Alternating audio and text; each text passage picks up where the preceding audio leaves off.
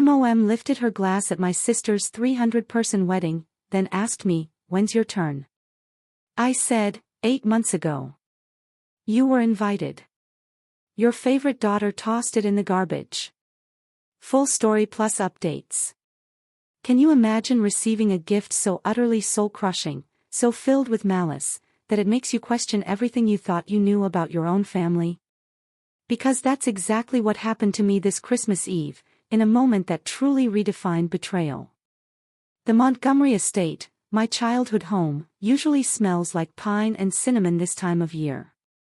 But tonight, standing in that ridiculously grand living room, all I could smell was something cold, something dead, like formaldehyde. My fingers were gripping this cream-colored gift box, wrapped in silk ribbon, and I couldn't tear my eyes away from what was inside: a lifetime VIP membership to Last Chance Love, an app, mind you, explicitly marketed to desperate singles over 30. And underneath that, a hardcover book, raised gold lettering, screaming its title, How to Find Happiness When You Die Alone. The fire crackled merrily in the marble fireplace behind me, and outside, thick, silent sheets of snow blanketed the manicured grounds. But in that room, the cold had nothing to do with December. Then Bella giggled. You know that sound, right? High, sharp, echoing off the vaulted ceiling like breaking glass. I saw it on TikTok, my sister said, her voice just dripping with false sweetness. The reviews were amazing. 5 stars for women who've given up on traditional dating. I didn't look up. I just kept staring at that horrible pink app card, at the cartoon illustration of a wilting flower that was supposed to represent women like me. Women who, according to them, had supposedly expired. Take it, dear. My mother's voice sliced through the room. Trinity Montgomery, perched on an ivory satin sofa, so rigid she might have been carved from the same marble as the fireplace. Bella's just worried about your future. Don't let your ego turn you into a spinster forever. My father said nothing. Richard Montgomery stood near the bar cart, swirling bourbon in a crystal tumbler, studying the amber liquid like it held all the answers he wasn't interested in sharing with me. His business partner, Harrison Sterling, shifted uncomfortably in the leather armchair beside him. And Preston Sterling, Bella's fiancé, was suddenly engrossed in his phone, probably pretending to check stock prices. I closed the box slowly. My hands didn't shake, but something inside my chest, it felt like it was cracking open. 8 months. It had been 8 months since I sent those invitations. 8 months since I spent 3 evenings at my dining table in Austin, meticulously selecting the perfect cardstock, tying velvet ribbons by hand. 300 GSM weight, the kind that whispers quality when you hold it.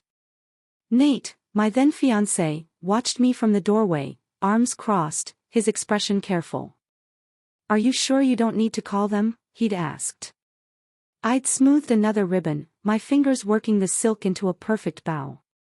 They're my parents. They wouldn't miss this. That memory, it sat in my throat like a stone. I delayed the ceremony for 30 minutes, staring at those 2 empty chairs in the front row. Reserved for Dad. Reserved for Mom. Signs I'd painted myself on small wooden plaques, decorated with wildflowers because my mother had once mentioned she liked daisies. That was 7 years ago, but I remember. I remember everything they forgot. Well? Bella leaned forward on the sofa, her blonde hair cascading over one shoulder in a calculated tumble.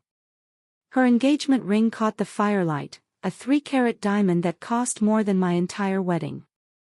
Aren't you going to say thank you? The words stuck in my throat. Part of me wanted to scream. Part of me wanted to run out those massive oak doors like I'd done so many times before. Drive back to the airport, fly home to Austin, where Nate was probably heating up leftover Thai food and wondering if I was okay. But I was so tired of running. Harrison Sterling cleared his throat. Perhaps we should move on to dinner, he suggested, his voice carefully neutral. I believe the caterers have everything ready in the dining room. Bella's smirk widened. She knew she'd won this round. She always did. Except this time, something inside me didn't break. It snapped. Not my heart, which had been breaking in this house since I was old enough to understand that some children are treasured, and others are merely tolerated. No, what snapped was something harder. The chains I'd been dragging around for 29 years. The ones labeled, good daughter, and second best. The ones whispering, and maybe if you try harder. I looked up. My eyes met Bella's, and I watched her triumphant expression falter just slightly. There was something in my face she didn't recognize. Something cold, and clean, and utterly final. Thank you, Bella, I said. My voice came out smooth, almost pleasant. I'll keep this very carefully. I tucked the box under my arm, holding it against my ribs like evidence, because that's exactly what it was. Trinity frowned. Caroline, don't be dramatic. It's just a thoughtful gift. Oh, I know. I smiled. The expression felt strange on my face, like I was wearing someone else's mouth. It's very thoughtful. Very valuable. Richard finally looked at me, his gray eyebrows drawing together. Caroline, it's a warning. The same tone he used when I was 16 and suggested that maybe, just maybe, Bella shouldn't get a BMW for her first car when I'd received a 10-year-old Honda. The tone that means, don't make a scene. Don't embarrass us. Don't exist too loudly. This space is meant for your sister to shine, I held his gaze. Yes, Dad. He opened his mouth, closed it, and turned back to his bourbon. Preston Sterling stood abruptly, shoving his phone into his jacket pocket. I need some air, he muttered, walking toward the French doors leading to the terrace. Bella's smile finally cracked. Preston, it's freezing out there. Preston hesitated at the terrace doors, the cold air blowing in, before turning back with a resigned sigh to join the procession to the dining room. But he was already gone, in a way. And I understood something in that moment, he was uncomfortable. He should be. Any decent person would be. Shall we? Harrison gestured toward the dining room, his discomfort palpable in the tight set of his shoulders. The dining room chandelier threw diamond patterns across the white linen tablecloth. Trinity tapped her spoon against her crystal water glass, the sound cutting through the murmur of polite conversation like a blade. Before we begin, my mother announced, her voice pitched for an audience, I want to toast this very special season, the year of the bride. I watched Bella straighten in her chair, her practiced smile blooming across her face like she'd been waiting for this cue her entire life.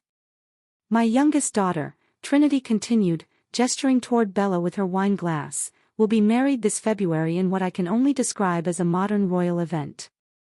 300 guests, the ballroom at the Four Seasons, a dress that took 6 months to design. Preston shifted beside Bella, his jaw tight. Harrison Sterling studied his salad fork with the intensity of an archaeologist examining an artifact. Bella has always known how to do things properly, Trinity said. And the word properly landed on my skin like a slap. With grace, with consideration for family. My father lifted his bourbon in agreement. He hadn't looked at me since we sat down. I cut into my filet mignon. The knife slid through the meat with barely any resistance, but my hand felt welded to the handle. Trinity set down her glass with a delicate click. Her gaze swung toward me, and I recognized the glint in her eyes. She was about to perform. Bella is settled, she said, her tone dripping with manufactured concern. But what about you, Caroline? You're approaching 30. You can't plan to live with plants forever, can you? The table went quiet. Even the catering staff refilling water glasses near the sideboard seemed to freeze mid-pour. When is it your turn? Trinity asked. The question hung in the air like smoke. I felt Preston's eyes flick toward me, then away. Harrison cleared his throat but said nothing. Bella leaned forward slightly, her expression arranged into something that might pass for sisterly interest if you didn't know her. But I did know her. I saw the anticipation in the way her fingers curled around her wine stem. She was waiting for me to crumble, to stammer, to make some excuse about focusing on my career or not having met the right person yet. I set down my silverware. The clink of metal on porcelain sounded louder than it should. I'm not single, Mother. My words came out calm, steady, like I was commenting on the weather. Trinity blinked. Excuse me. I've been married for 8 months. My mother's face went through 3 distinct expressions in the span of 2 seconds: confusion, disbelief, and then, rage. Liar. The word exploded out of her mouth before she could stop it. Her hand slammed down on the table, rattling the silverware. Why would no one know about this? You secretly eloped in Vegas, didn't you? Is that why you've been so distant? I didn't elope in Vegas. Bella's face had gone pale, but she recovered fast. She always did.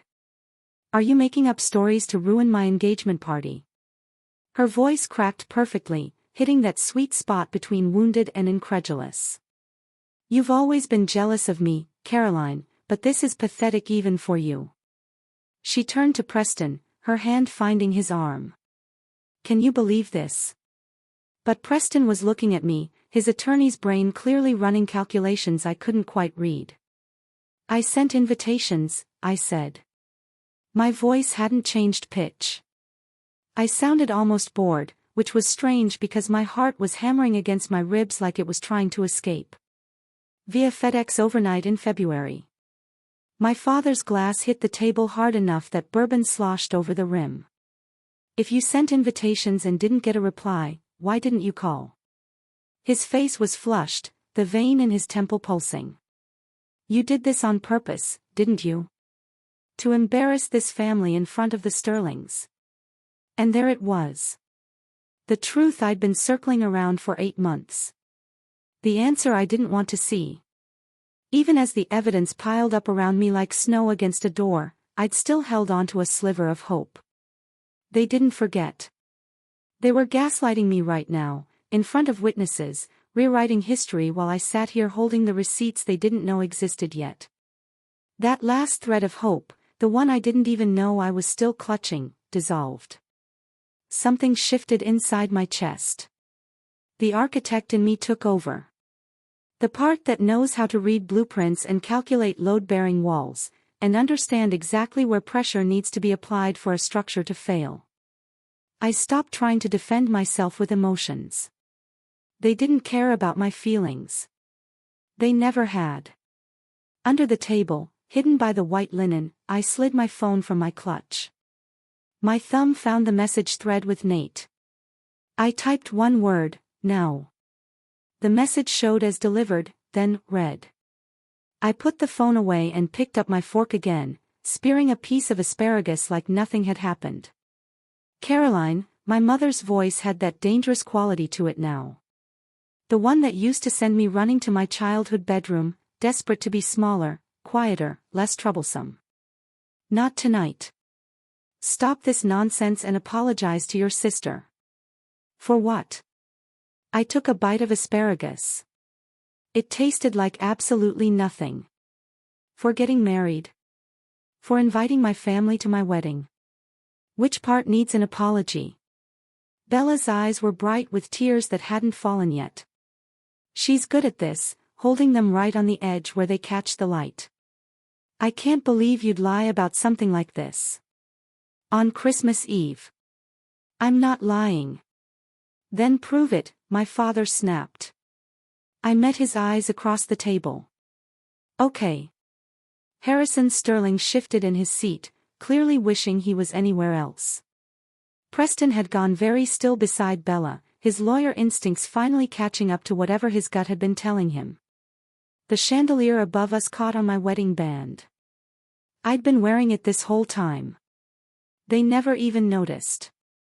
Dessert will be ready in 15 minutes, one of the catering staff announced from the doorway, oblivious to the tension crackling through the room like static. Electricity. My phone buzzed once against my thigh. A text from Nate. System accessed. Ready when you are. Any two. I looked up at the 85-inch smart TV mounted above the fireplace in the adjoining sitting area, currently displaying a digital fire log that mirrored the real fire burning below it.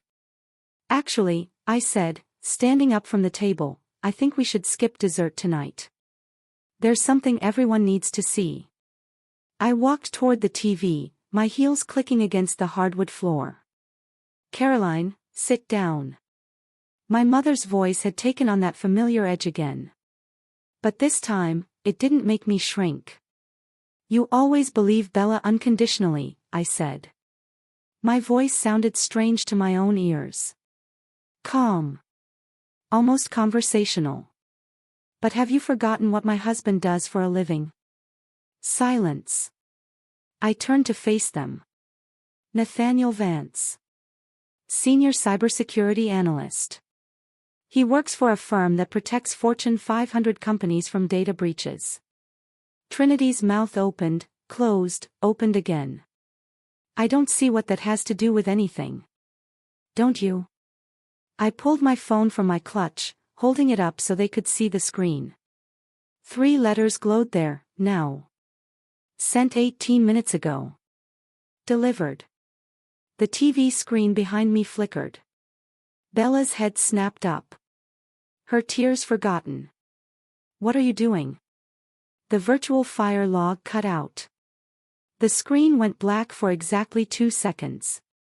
Then it lit up again, displaying something entirely different. A computer desktop. Blue background. Neat rows of folders. Remote access activated appeared in the corner in small white text. What is this? Richard's voice had gone hard. Turn that off. I designed the electrical system for this house. I kept my tone pleasant, almost chatty, like I was discussing the weather. Did you know that? You hired me fresh out of grad school. Paid me in exposure and family discount rates. I installed every smart system, every camera, every sensor. I turned back to the screen, watching as the cursor moved without anyone touching it. Nate, working from our home office in Austin, his fingers flying across keys 2,000 miles away. The admin password was never changed, I continued. I recommended you change it. Remember? I sent that email twice. Harrison Sterling leaned forward, his expression caught between fascination and horror. Preston had gone very still beside Bella, his lawyer brain clearly working through implications.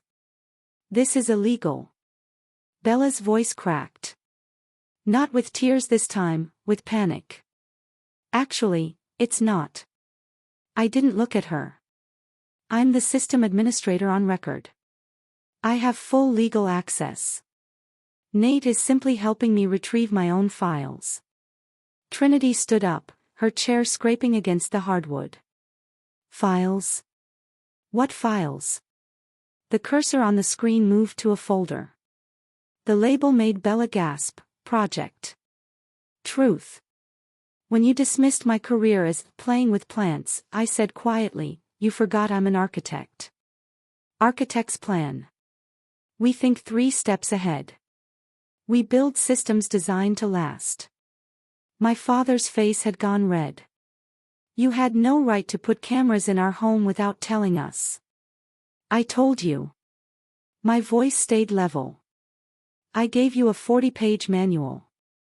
You signed off on everything. There's a camera at the front door, one at the side entrance, one covering the driveway. All disclosed, all legal, all recording to a professional NVR system in your wine cellar.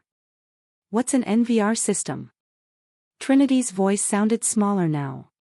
Network video recorder. I finally turned to look at her. It's not cloud storage that deletes after 6 months. It's physical hard drives. Professional-grade data retention for 2 years. I watched the color drain from Bella's face. She understood. She was already doing the math, counting backward through the months. "You're bluffing," she whispered. I turned back to the screen. The cursor hovered over the folder. "Do you remember February 12th, Bella?" I asked. My voice sounded almost gentle. It was a Tuesday. Cold. You were wearing your cream cashmere coat. The FedEx driver arrived at 10:15 a.m. "Stop it." Bella's voice rose. "Mom, make her stop."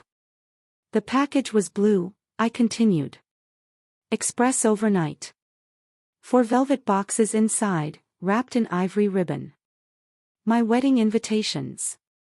Preston's head turned toward Bella slowly, like he was seeing her for the first time. "Turn it off." Bella screamed. "Mom, make her turn it off." But Trinity was frozen, her hands still pressed to her throat, her eyes locked on the screen. "It's too late anyway." I hit enter on my phone. Nate, receiving the signal, opened the folder. The first image filled the screen in perfect high definition. A FedEx receipt. Signature line clearly visible, Isabella Montgomery. Signed in her distinctive, looping handwriting. Date, February 12th, time, 10:15 a.m. The dining room exploded into chaos. But I just stood there, my phone in my hand, watching my sister's carefully constructed world begin to crack. And I felt nothing but cold, clean satisfaction. "That's my signature," Bella said immediately. Her voice had lost its hysterical edge, replaced by something flatter, more dangerous. "So what?" "I signed for a package. That doesn't prove anything except that I was home that day." She was recovering faster than I expected. "Evidence 1, I said, keeping my voice level, clinical, like I was presenting designs to a difficult client. "You signed for a package from Caroline and Nate Vance on February 12th, 3 weeks after our wedding invitations were mailed via FedEx overnight." "I don't remember every package I signed for," Bella crossed her arms. "We get deliveries constantly. My brand partnerships alone generate dozens of shipments per week." But Trinity sat up straighter. I could see her grasping at this explanation, wrapping her hands around it like a lifeline. "That's true. Bella's business requires constant inventory management. She can't be expected to remember one random delivery from 8 months ago." Nate's cursor moved on the screen. The receipt disappeared, replaced by a screenshot of an email inbox. My mother's email inbox. "Evidence 2, I said." The screen showed Trinity's Gmail account settings. Filters. There was a long list of them, sorting newsletters and promotional emails into various folders. But one filter sits at the top of the list, marked with a red flag icon. Rule name, wedding block, dot. I read aloud. "If subject contains wedding and Caroline, then delete permanently. Skip inbox. Do not archive." The creation date sits right there in gray text, February 14th. 2 days after the invitations were delivered. This filter was installed from an IP address that traces back to Bella's device, I continued. Her iPhone specifically, the same device she uses to manage her Instagram account. The silence that followed wasn't peaceful. It was the silence of a trap snapping shut. Trinity's face had gone pale. "That's not possible. I never authorized anything like that." "Of course, you didn't." I met my mother's eyes. "Bella has your password. She's had it for years. Remember when she set up your 2-factor authentication last Christmas? She told you it was for security." Preston stood up slowly from his chair. He was staring at Bella like he was seeing her for the first time. "You hacked into your mother's email." "I didn't hack anything." Bella's voice pitched higher. "I have access because Mom asked me to help manage her correspondence. She gets overwhelmed by all the emails. I manage philanthropic contacts. Trinity says weekly charity board communications. Bella helps me organize them by deleting emails about your daughter's wedding. Harrison Sterling's voice cut through the room. He was still sitting in his chair, but his posture had changed. He was no longer the uncomfortable observer. He was engaged now. Focused. Bella stood abruptly. Her chair scraped against the hardwood floor. Fine.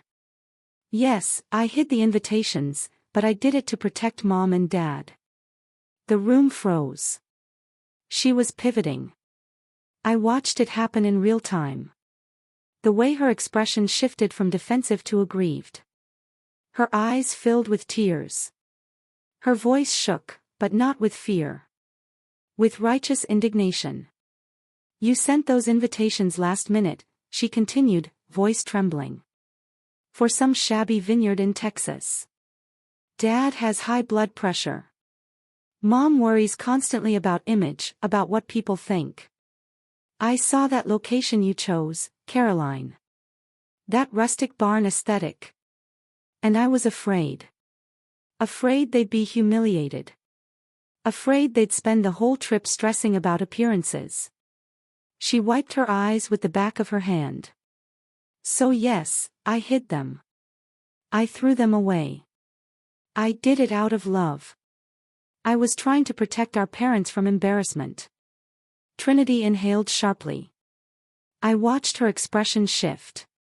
Saw her reaching for this new narrative like a drowning person grabbing driftwood. You were protecting us. Of course, I was. Bella's voice cracked. Caroline always does things her own way, never considering how it reflects on the family. I couldn't let you suffer through some subpar wedding just because she refuses to maintain our standards. It was brilliant, in a horrible way. She'd reframed herself from villain to hero in 30 seconds flat. The malicious act became protective sacrifice. The lie became love. Preston's frown deepened. He wasn't buying it. I could see the doubt written across his face. The way his jaw tightened. But my parents were already softening. Already finding the explanation they wanted to believe. I didn't panic. I didn't rage. I didn't give Bella the satisfaction of seeing me unravel. Instead, I smiled. It was a smile full of pity. The kind you give a child who's trying to convince you the dog ate their homework when you can see the torn pages in the trash. Protecting them. I repeated softly. That's your story. It's the truth. Bella lifted her chin. Then why, I said, each word deliberate, did you throw the invitations in the recycling bin instead of hiding them in a drawer? Bella blinked. What? If you were protecting Mom and Dad, if you were worried about their feelings, you would have hidden the invitations somewhere safe, somewhere you could retrieve them later if needed. You would have preserved them carefully, just in case your plan went wrong. I gestured to the screen where Nate had already queued the next file. But you didn't do that, did you? Preston turned to look at Bella. Really? Look at her. Did you? I was upset, Bella said quickly. I wasn't thinking clearly. That's interesting, I said. Because the video footage suggests you were thinking very clearly. I nodded to the screen. Nate clicked play. The video quality was stunning. Crystal clear footage from the front door camera, the one mounted above the entrance with a perfect view of the porch and driveway. The timestamp read, February 12, 10:14 a.m. The FedEx truck pulled into frame. The driver climbed out, carrying a blue package. He rang the doorbell. Bella appeared 30 seconds later. She was wearing yoga pants and a cropped hoodie, her hair in a high ponytail. She smiled at the driver, signed the tablet, accepted the package. The driver left. Bella looked down at the package. I watched her read the return address label, Caroline and Nate Vance. Her expression changed. The smile vanished. Something cold and sharp took its place. She didn't look worried. She didn't look protective. She looked furious. Bella glanced around, checking if anyone's watching. Then she walked to the side of the house where the recycling bins sat behind a decorative lattice screen. She didn't hesitate, didn't pause, didn't open the package to check the contents. She just hurled it into the bin like she was throwing out garbage. The 4 velvet boxes I'd wrapped so carefully, probably crushed on impact. The invitations I'd lettered by hand, likely bent and creased. She didn't look back. Just wiped her hands on her pants and walked inside. The video ended. The dining room stayed silent. Even the fire in the hearth seemed to hold its breath. Preston's face had gone blank. Carefully, deliberately blank. The expression of someone watching their entire future collapse. "There's your protection," I said quietly. "There's your love." The dining room held its breath. I watched Preston's face cycle through expressions too fast to name: confusion, realization, disgust. He stood so abruptly, his chair scraped against the hardwood floor. The sound sharp enough to make my mother flinch. "You threw your sister's wedding invitations in the trash." His voice was quiet, which somehow made it worse. "Because you were afraid of sharing the spotlight." Bella reached for his arm. "Preston, I can explain." He jerked away from her touch. "You gave her a book about dying alone when you knew she was married." He was staring at Bella like he was seeing her for the first time. Maybe he was. "I cannot marry a monster." The word hung in the air. "Monster," Bella's face crumpled. "You don't understand. She's always..." But Preston was already moving. He pulled the engagement ring off her finger with such force, I'm surprised the band didn't bend. The 3-carat diamond caught the chandelier light one last time before he placed it on the table with a deliberate click that echoed like a gunshot. "We're done," he said. My mother surged to her feet. "Preston, don't be hasty. Bella made a mistake." "But surely, a mistake," Preston's laugh was harsh. "Mrs. Montgomery. Your daughter committed male tampering. She sabotaged her own sister's wedding. She lied to my face for 8 months." He shook his head. "I wanted to marry into a family with integrity. Clearly, I was mistaken about what I'd find here." Harrison Sterling rose beside his son, his expression carved from granite. He turned to my father, who hadn't moved from his seat, whose face had gone the color of old newspaper. "Richard," Harrison's voice carried the weight of 40 years in business. "I've always believed that a man who cannot manage his household cannot manage a business." My father's bourbon glass paused halfway to his mouth. "Your daughter is deceitful." Harrison gestured toward Bella. "Your wife enables her." He looked at my mother, whose mouth opened and closed soundlessly. "And you are irresponsible." His gaze settled back on my father. "The merger project next month. Consider it cancelled. Sterling Group will not do business with the Montgomery family."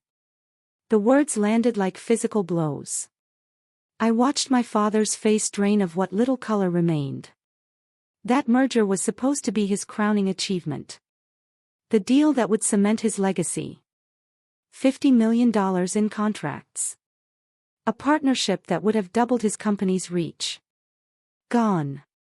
"Harrison, please," my father finally found his voice. "We can discuss this privately." "Surely, there's nothing to discuss." Harrison placed his hand on Preston's shoulder. "We're leaving." Bella exploded from her chair. "This is your fault." She whirled on me, her face twisted with rage. "You ruined everything. I'll destroy you. I'll tell everyone what you did, how you manipulated." "No." The word came out soft, but it stopped her mid-sentence. I stood slowly, smoothing my dress. "You won't. Watch me." Bella's voice climbed toward hysteria. "I have 2 million followers. I know Massachusetts law prohibits secret audio recording. I kept my voice level, conversational, so the video of tonight's dinner stays private. I won't publish it. Bella's expression shifted toward triumph, thinking she'd found an escape route.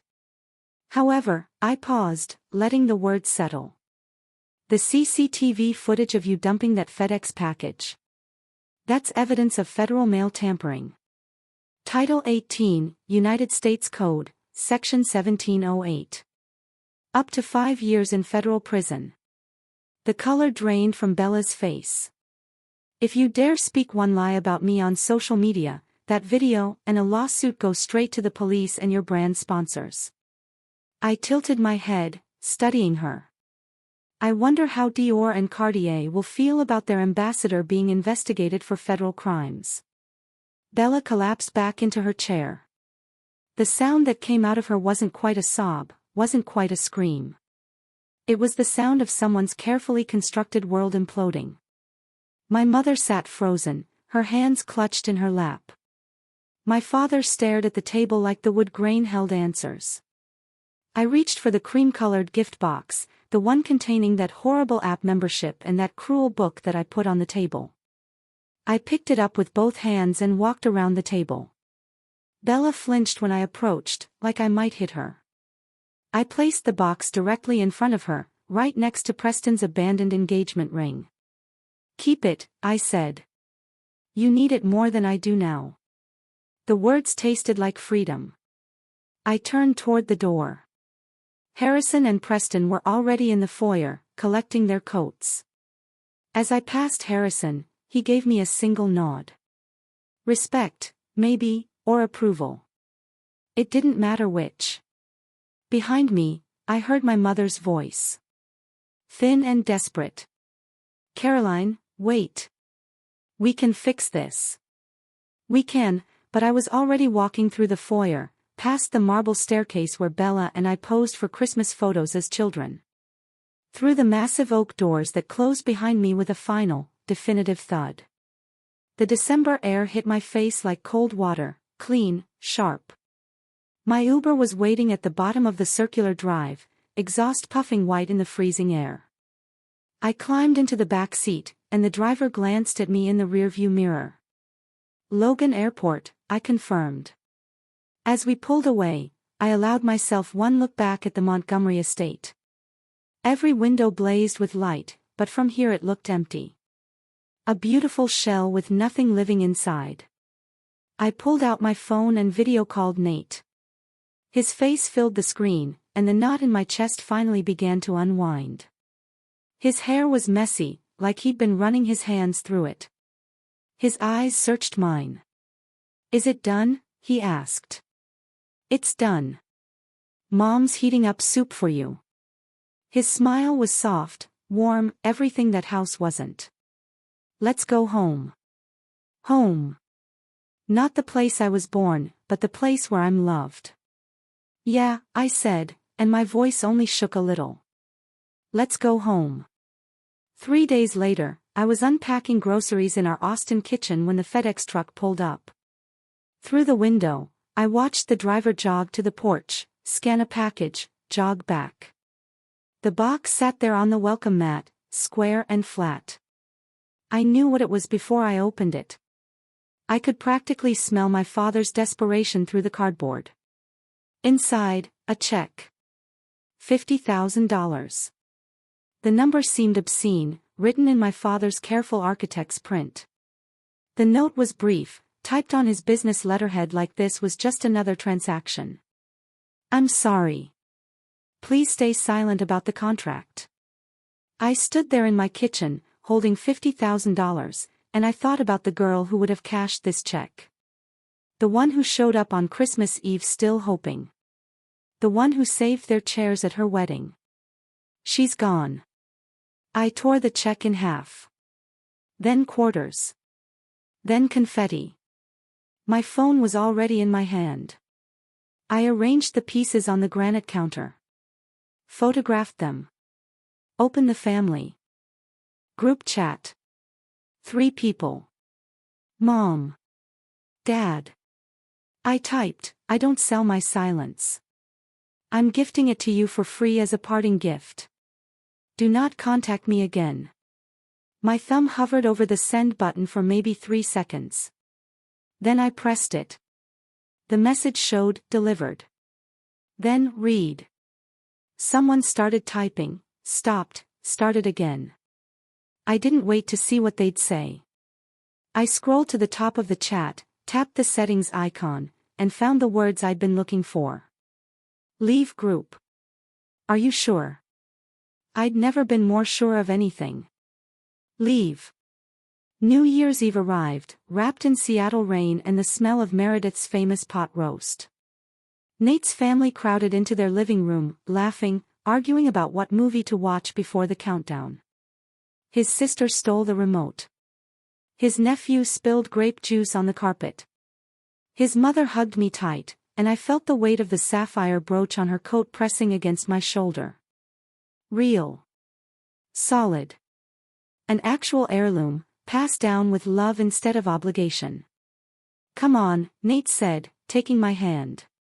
Let's get some air before the fireworks.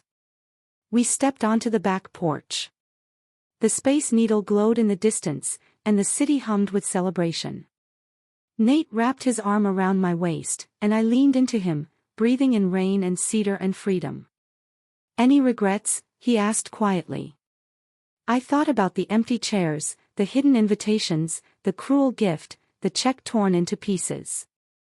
Not one. The first firework exploded overhead. Gold sparks against a black sky. Nate's family cheered from inside. And through the window, I could see them raising glasses, pulling each other into hugs. I wasn't the Montgomery daughter anymore. I was Caroline Vance, architect of landscapes, and now finally, architect of my own life. I cleared the weeds. I burned out the rot. And here, in this garden, something real was growing. What would you have done in my place? Have you ever had to choose between family obligation and your own truth? Tell me what you think, I really want to know.